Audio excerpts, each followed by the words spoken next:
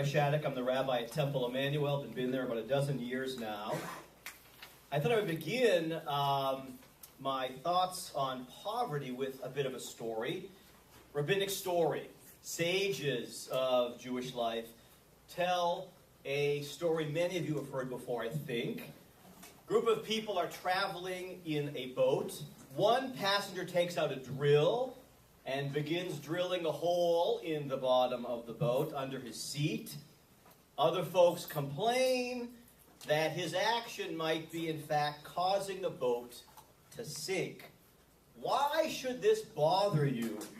the man responds. "I'm only drilling under my own seat."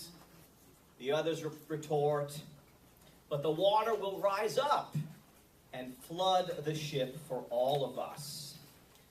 Well, one man's destructive action may drown an entire community. But the inverse is also true.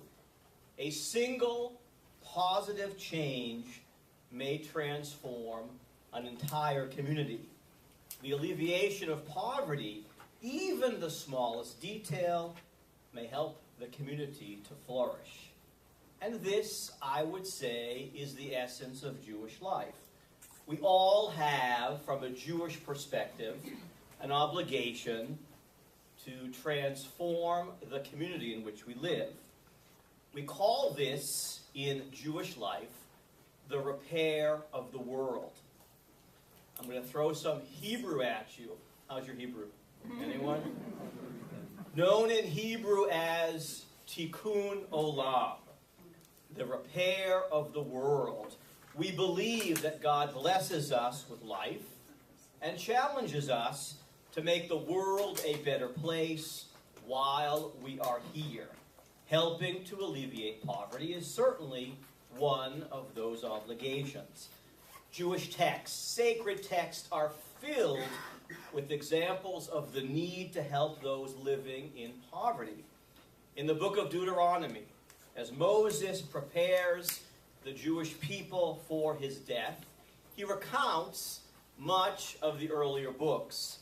He reminds the people of the laws. Moses offers these comments regarding the poorest citizens of the land. Deuteronomy says, "If there is among you a needy person, one of your brethren, in any of your settlements in which the Lord your God gives you, you shall not harden your heart. You shall not shut your hand from your needy brother, but you shall open your hand to him and lend him sufficient means for whatever he needs." Our sages, we call them the rabbis, they tell us that this means we must provide the poor with what they lack. Whatever they require to maintain, the rabbis tell us, to maintain themselves at the standards of the community. This might involve gifts of money or the tools by which they can learn to support themselves. This verse in Deuteronomy also tells us we must lend the poor that which they lack. Now, how can this be when we know that many poor people probably can't repay what we have lent them? The rabbis teach us that the word lend comes to tell us that when a poor person is either too proud or too embarrassed, too ashamed to accept our gifts, we call what we give them a loan. A loan we never intend to collect, to spare that person their feelings. Now, in Jewish life, what we give people, another Hebrew word, it's called Sedaka. Try that. Sedaka. Sedaka. Sedaka is not charity. Charity comes from the Latin, which means from the heart, I believe. This implies usually a voluntary contribution. When we think of charity, we think about people who are tugging at our heartstrings, We feel sympathy for them. Compassion moves us to give to them. In Jewish life, the word Sedaka, say it again. Sedaka, exactly. It's an obligation. Comes from the Hebrew Sedek, which means justice. In Deuteronomy, we read this verse. Sedek, Sedek, you shall pursue. Justice, justice, you shall pursue. The Talmud, post-temple compendium of Jewish argument and law, says that tzedakah is equal to all the other commandments combined. So Judaism is clear. When it comes to help the poor, it is our moral, our religious obligations to do so. Sedaka comes to fulfill God's requirements rather than simply to make us feel good about what we're doing. It's not about if our hearts are tugged and we make a gift. We have an obligation. The giving of tzedakah was first mentioned in the Torah, where it was ordained that Jews were to give 10% of their earnings to the poor, as well as additional gifts to support the priesthood. Interesting laws for helping the poor are filled throughout the Torah. Many of these tied to agriculture. Jews were commanded to do these things, to leave the corners of their fields available for those who were poor to come and take from those places.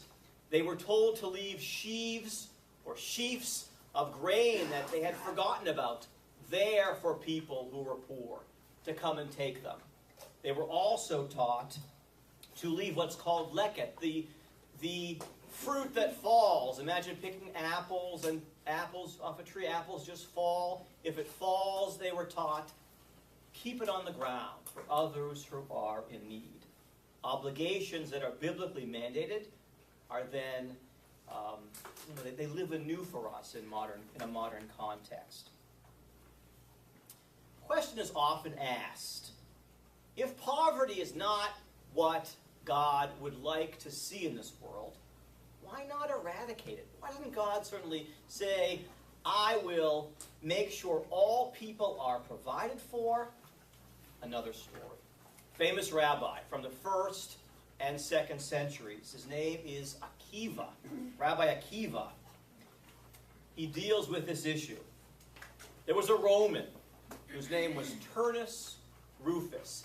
Often he's the straw guy when rabbinic stories want to teach a lesson.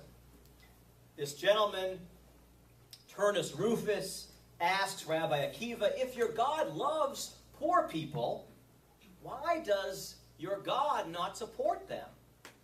Akiva replies in this way. He says, quote, in order that we may be saved from the punishment of the world to come. On the contrary, Rufus says, it is this which condemns you to the evil of the world to come.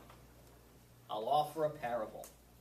Suppose an earthly king is angry with his servant and puts him in prison and orders that he should be given no food or drink, and a man goes to give him food and drink.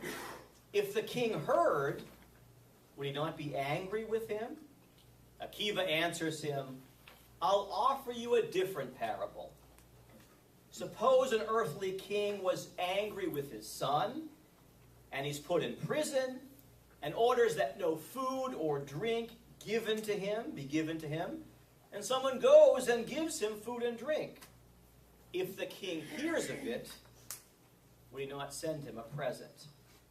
In other words, Akiva suggests that the purpose of poverty is to offer the wealthy, those who have something, a chance to give tzedakah.